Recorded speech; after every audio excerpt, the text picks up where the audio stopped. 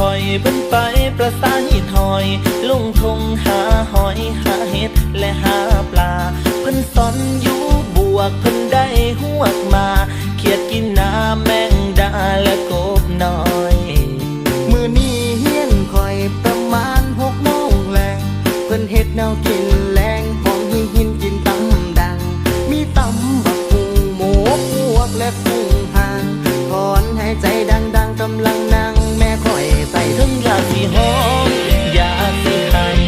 เพิ่นบอกคอยให้เฝ้าไปเอาห่อหมกหัวให้ป้าซะก่อนเบิ่งไปหอดเงินป้าเอิ้นหาป้ามากะหอนป้าเฮาบ่อยู่บ้า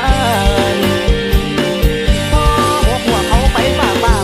ไปหน้าเลยหอยไว้หน้าหัวพากลับรถเสือกจางหัวแหกลงแทงหัวรถกะเลยห่างเปิดแทงหอบขึ้นฮึบป้าห้องฮึบฝนกะตกทำถ้าตัวไหลมาหอดทำฝนตกทำเฮาเปียกหอดหกหัวห่อหมกหัวเอาไปฝากป้าไปหน้าเลยหอยไว้หน้าหัว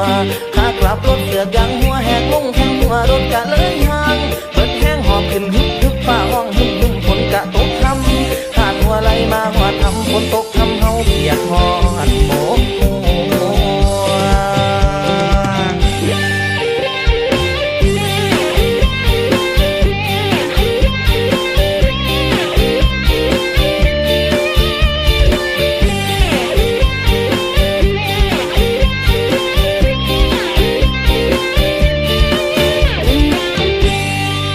ระยะทางมันก็ไกลข้างตัวสิหอดเฮียนเฮาคนไว้หลายหูอยู่ดอกว่าเป็นลูกใส่เอา